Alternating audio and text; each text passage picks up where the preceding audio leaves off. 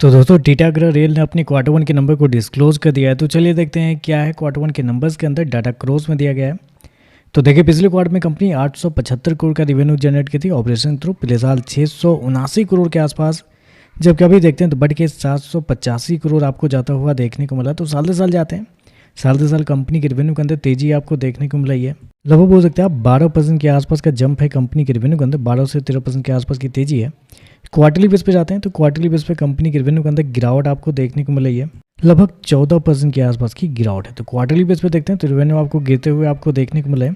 साल से साल देखते हैं तो साल से साल कंपनी के रेवेन्यू आपको बढ़ते हुए देखने को मिला है। हालांकि पिछले क्वार्टर में जब कंपनी के नंबर आए थे मैंने आपको बताया भी था कि अगले क्वार्टर में आपको साल से साल रेवेन्यू और प्रॉफिट दोनों शायद आपको बेहतर आपको देखने को मिलेंगे। उसके पीछे का रीज़न था, मैं आपको एक्सप्लेन करूँगा अंत में।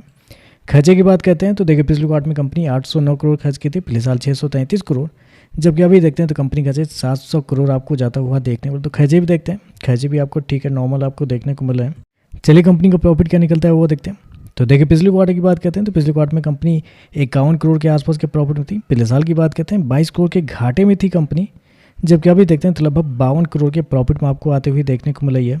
तो यहाँ पे आप देखते हैं तो कंपनी आपको घाटे से मुनाफे में आपको साल से साल आते हुए देखने को, जब क्वार्टरली बेस पे देखते हैं तो यहाँ पे भी कंपनी के प्रॉफिट के अंदर लगभग 2% के आसपास का जंप आपको देखने को मिला। तो कंपनी का प्रॉफिट देखते हैं बेहतर आपको देखने को मिला है। हालांकि मुझे लगता है कंपनी ने अपने नंबर के साथ कुछ छेड़खानी की है यहाँ पे, क्योंकि पिछले क्वार्टर में भी साल से साल कंपनी के नंबर कुछ और आए थे और कंपनी ने कुछ और बताया था पिछले साल, मतलब पिछले क्वार्टर में।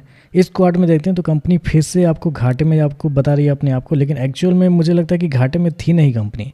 ये एक्सेप्शनल आइटम जो है कंपनी ने रिजल्ट देने के बाद ऐड किया हुआ है, मुझे जहाँ तक याद आ रहा है। क्योंकि अगर आपको याद हो, मतलब अगर आप यूट्यूब पे सर्च कीजिएगा मेरा वीडियो पिछले साल का Q1 2026 का, ये टिटागरा का, तो उसमें कंपनी प्रॉफिटेबल थी। ये कंपनी का जो एक्सेप्शनल आइटम है ये वहाँ पे मेंशन नहीं किया हुआ था, लेकिन अभी यहाँ पे आपको मेंशन किया हुआ आपको देखने को मिला है।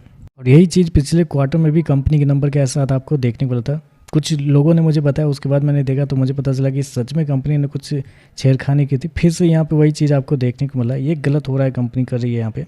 चलिए कंपनी का ऑपरेटिंग प्रॉफिट क्या निकलता है वो देखते हैं। तो देखिए पिछले साल कंपनी 56 करोड़ के आसपास के प्रॉफिट में थी, जबकि अभी देखते हैं तो 71 करोड़ के प्रॉफिट में, पिछले क्वार्टर में 77 करोड़ के आसपास। तो ऑपरेटिंग प्रॉफिट देखते हैं तो आपको साल से साल थोड़े से बढ़ते हुए देखने को मिल रहे हैं। लगभग 25% के आसपास का जंप है कंपनी का ऑपरेटिंग प्रॉफिट के अंदर साल से साल। क्वार्टरली बेस पर देखते हैं तो गिरावट आपको देखने को मिल रही है। ईपीएस की बात करते हैं तो पिछले क्वार्टर में 3 रुपये 83 पैसे का ईपीएस था, पिछले साल 1 रुपये 67 पैसे माइनस का, जबकि अभी देखते हैं तो 3 रुपये 91 पैसे आपको जाता हुआ देखने को मिला है। तो ओवरऑल देखा जाए तो नंबर आपको अच्छे देखने को मिले, लेकिन दो चीज़ याद रखिएगा। पहला चीज़ तो यह है कि साल से साल नंबर अच्छे क्यों थे, क्योंकि पिछले साल के जो नंबर थे वो कंपनी ने बहुत ही गंदे दिए थे। पिछले साल Q1 2026 में कंपनी के नंबर बहुत ही कमजोर थे, मतलब आप कह सकते हैं पिछले 5 क्वार्टर में सबसे खराब क्वार्टर Q1 2026 था कंपनी का। इसलिए इस क्वार्टर में मुझे लग भी रहा था, वही आपको देख लो कि कंपनी के रेवेन्यू आपको बढ़ते हुए देखने को मिले। तो आप रेवेन्यू अच्छे से अच्छे नहीं बढ़े, खराब से कंपनी के रेवेन्यू थोड़े से बेहतर हुए हैं, उसकी वजह से नंबर आपको थोड़े बेहतर आपको देखने को मिला। दिक्कत ये भी है ना, शेयर का अगर आप चार्ट देखने के लिए जाते हैं तो पहली रेलवे सेक्टर की ऐसी कंपनी है जिसका अगर 1 साल का अगर चार्ट निकालते हैं तो अभी भी आपको प्लस में आपको देखने को मिला, प्लस में आपको देखने को, मतलब जितने भी RVNL है, ARFC है, या राइट्स हो या इरकॉन हो, सब 25 से 30%, 40% गिरे हुए हैं साल से साल। लेकिन ये शेयर अगर देखते हैं तो 3 से 4% आपको ग्रीन में आपको देखने को मिल जाएगा। तो नंबर ठीक है, लेकिन ऑलरेडी शेयर का जो प्राइस है उस नंबर के अंदर आप देख सकते हैं। तो उस वजह से मुझे लगता है कि जल्दीबाजी मत कीजिएगा खरीदने उरीदने की। नंबर अच्छे हैं लेकिन लेट इट गो, अगर अच्छा खासा गैप अप होता है तो।